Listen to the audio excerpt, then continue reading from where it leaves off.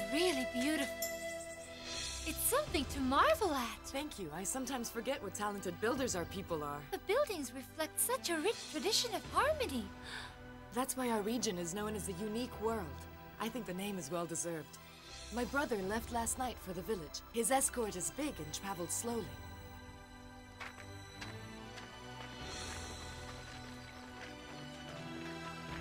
Everybody has been assembled and is waiting for us on the beach. Oh! We'll have to stop on the way. Our allies have handed 2 prisoners over to my brother. They're foreigners who survived a shipwreck.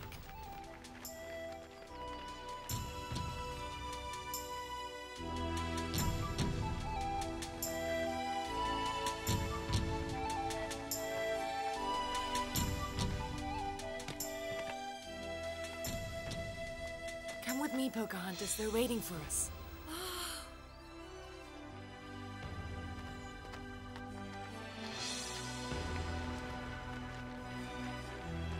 My brother asked me to show you the 2 prisoners. It's very strange. Apparently, they never wash.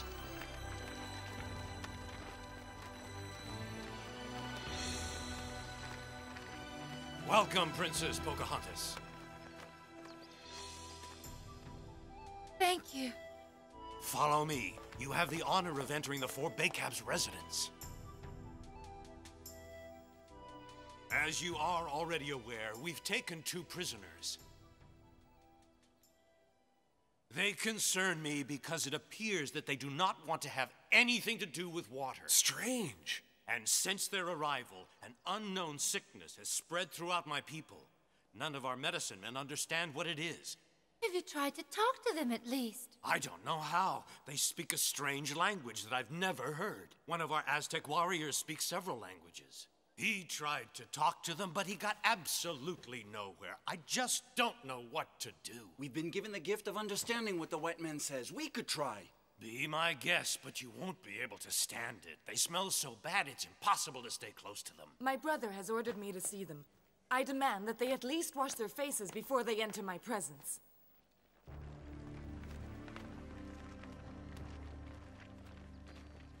We keep them isolated so the stench won't spread so far. Oh, please, have mercy, let me go! Please let me out! Oh, please! The water is dripping! No time to drown me! It's dangerous! Forgive me! Bad for you! Have mercy! Washing is terrible! Stop it, please, have mercy! This water will make me sick, please! Madre de Dios! Don't kill us, we are good men! Have pity on us! Why torture us if you're going to kill us? The Mayas are right. I've been around white men before, and they always smell terrible. Ugh.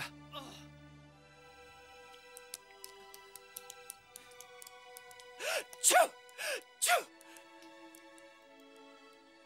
Who are you? What are your names? We are Spanish sailors. We were on a big ship. Oh, what are you doing here? Our ship sank. We drifted to the coast on a raft, and here we are now. You killed our companions, and now you want to do the same to us? After torturing us with your infernal tubs of water. Your companions were killed. You're the one spreading death. Yes, they shot at us. Don't be afraid. You can be our interpreters for the next Spaniards to land on these shores. Before we kill them, we'll make them talk. Your name will be Guerrero. You're going to become a Mayan prince who will fight to protect the Maya from the Spanish invaders. I know that in Spanish that name means warrior. That's what you'll be for us. I'm with Pocahontas. Her words tell all.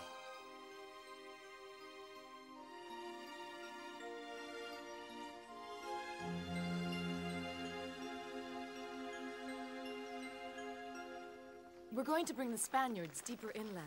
It's safer. If they are indeed carrying a contagious disease, they won't be able to spread it so easily.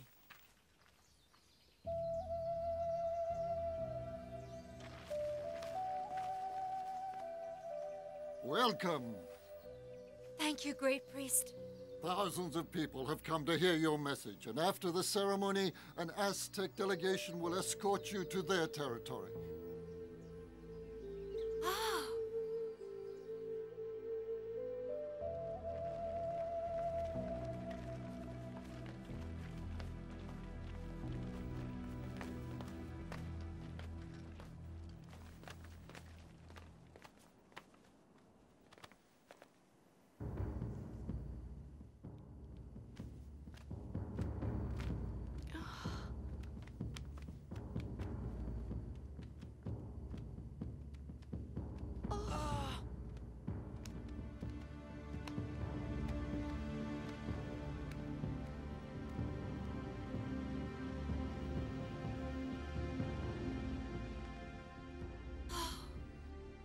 Before hearing the message the Great Spirit has sent us through this young girl, we must render homage to all our gods for their protection and benevolence.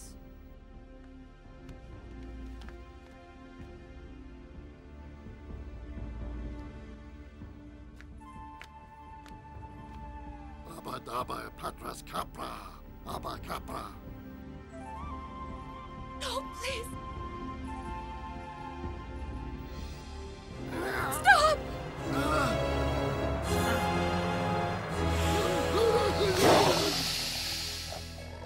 Hear my message! A message pleading to you for mercy and clemency. Mayan people, the future has great changes in store for you. Let peace and serenity rule your land. Mayan people, though you may not realize it, the future is already here.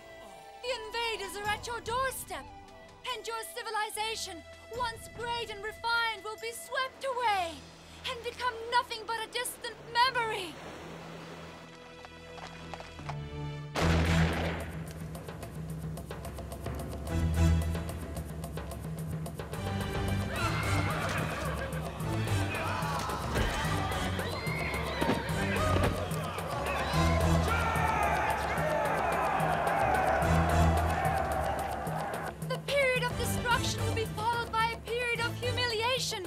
It will last for centuries.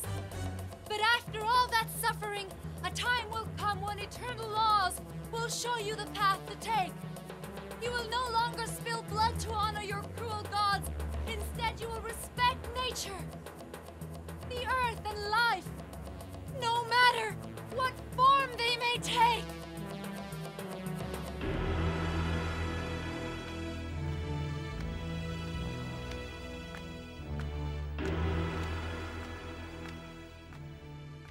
I must admit, I'm very sorry to see you go.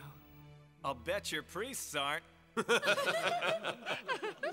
The escort who will accompany you to the Aztec territory is here. He is awaiting your decision. We will leave tomorrow morning at dawn. I'm losing my new friends, but I am comforted by the fact that my cousin, hungry for blood, will be accompanying you. He is proud to have been chosen for this task.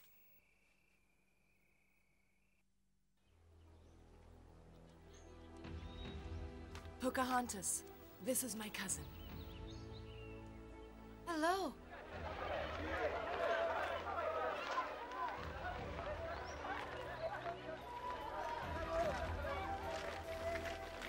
Oh! Don't be afraid. Those are Aztecs. Oh! We are Aztec warriors. We have come to escort you.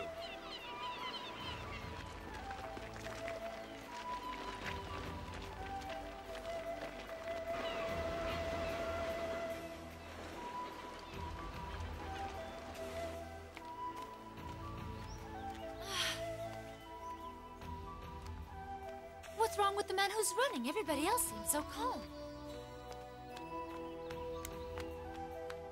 He's an Aztec courier carrying a message on a papyrus scroll.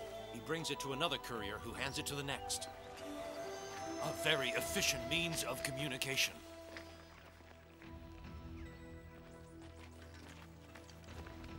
Princess Pocahontas, I'm sorry, but we have to camp here tonight, on this open land.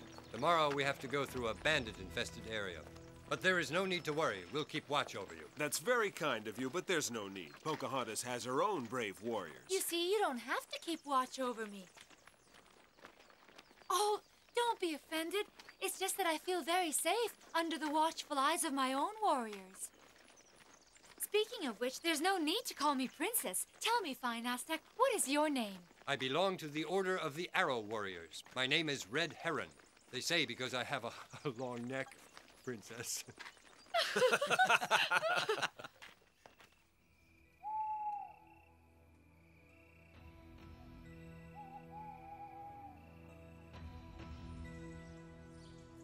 What are those enormous heads, Red Heron?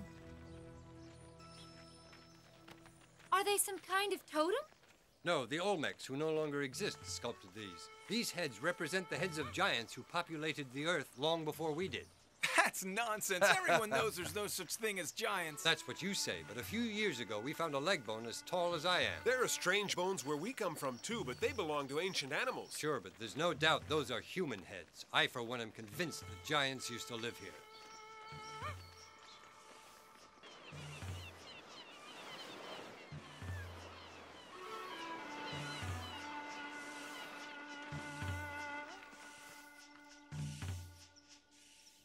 Tomorrow you will sleep in an inn, and the day after tomorrow we will finally reach the capital, Tenochtitlan.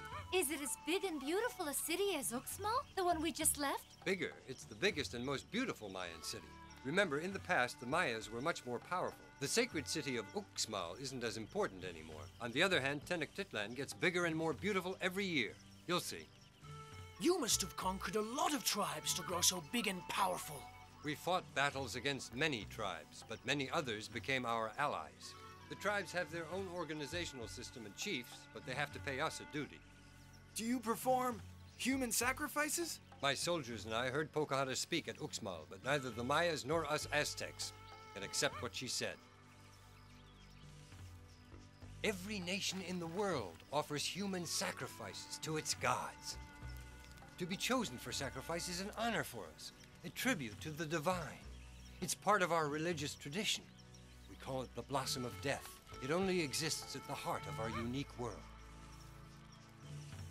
It's an ancient custom which is fundamental in our tribes.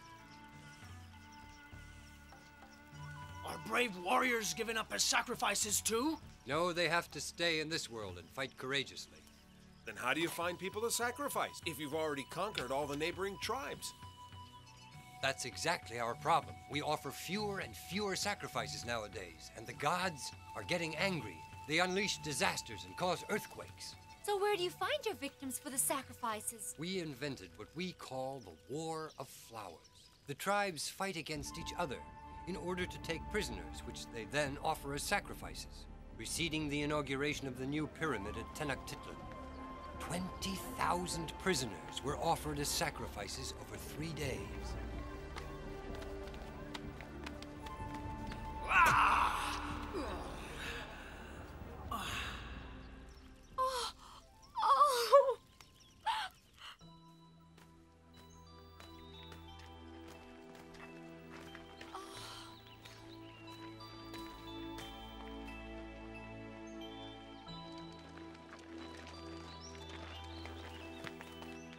The king of Texcoco, the city we are coming to, would like to host you and your escort for the night.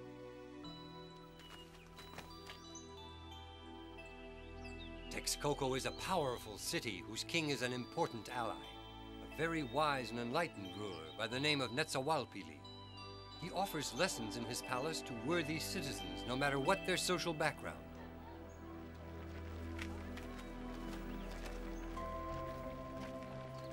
How do you know all these things? I come from a family of peasants near Tenochtitlan. One day, the king of Texcoco sent for me to be schooled in his palace because someone had told him I was bright.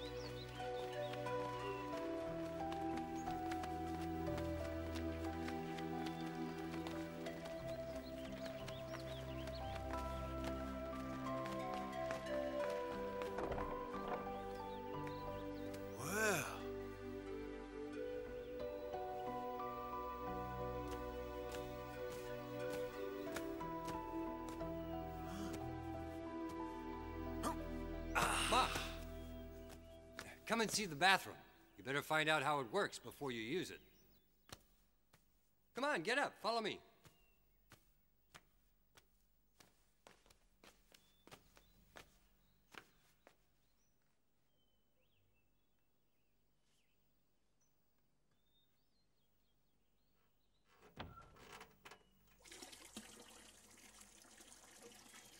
Huh? Come here. Look.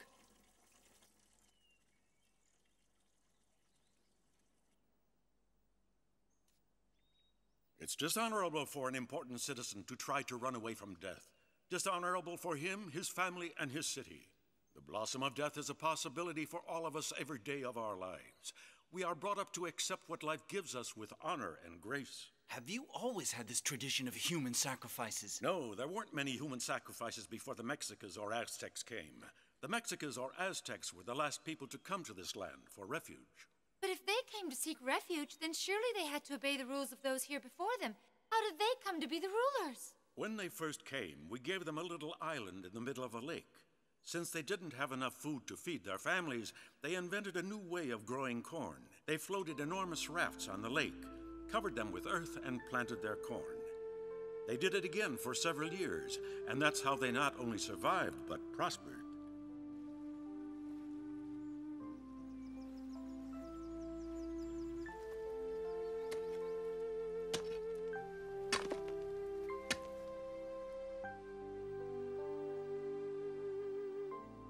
As the years passed, they went on to become fearsome warriors and shrewd politicians.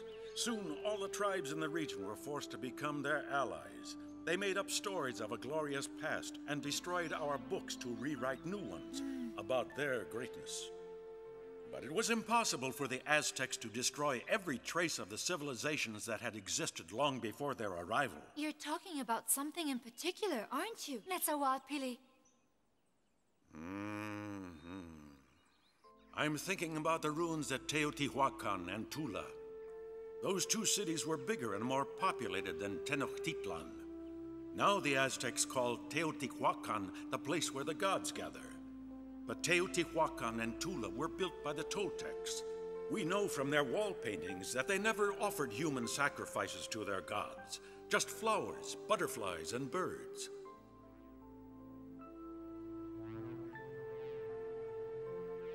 There's only one picture with fighting in it. There's a warrior playing at war, and his spear is decorated with feathers.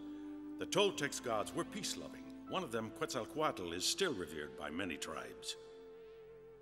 Quetzalcoatl, the feathered snake, symbolizes both strength and grace, two characteristics you don't usually put together. Look, that's a reproduction of a Toltec painting showing the feathered snake. That's no god with a snake, it's a white man. A Spaniard. He's wearing the same kind of helmet. I've heard something about white men living among our neighbors, the Mayas. That's probably why we thought the prediction came true. What prediction was that? Allow me to tell you the story of Quetzalcoatl, whom the Mayans named Kukulkan. We know the Toltecs were very different from us. They wore beards and tilled the earth so well that there were no more deserts. Quetzalcoatl was a good king and a wise man who invented the calendar, charts of the stars, numbers that we still use, and many cooking recipes.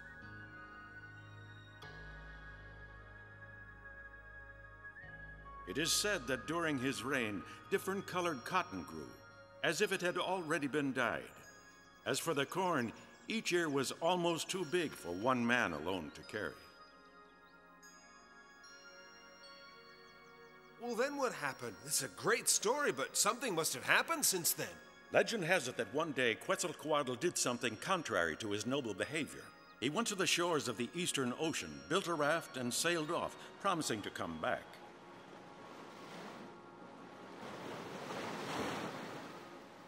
From that day on, Quetzalcoatl, the feathered snake, was worshipped by all the tribes. So when the Spaniards landed, you all thought that Quetzalcoatl and the Toltecs had returned. No, I never thought that. When Ahuitzotl, the Aztec chief, died, his son Cuauhtémoc wasn't chosen to succeed him. His nephew Montezuma was chosen instead. Montezuma was indecisive and obsessed with the future. And Montezuma was the one who thought that Quetzalcoatl and the Toltecs had returned when the Spaniards landed. This conviction led him to make some bad decisions.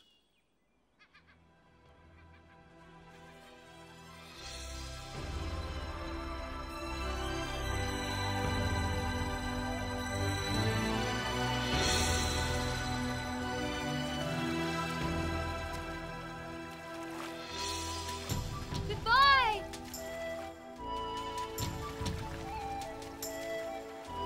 We were very lucky to have stopped here and met such a great chief on our way to Tenochtitlan. Now we know all about Mayan and Aztec history. I agree. I'm glad we got to meet the great chief Nezahualpili, too.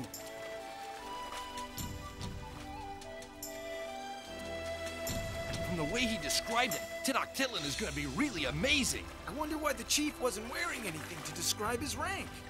He told me it's because their tradition says that a man can only show off something he achieved by his own hand. I'll always remember the poems he recited and his father's stories. Me too. I'll always carry them with me. I already know them by heart.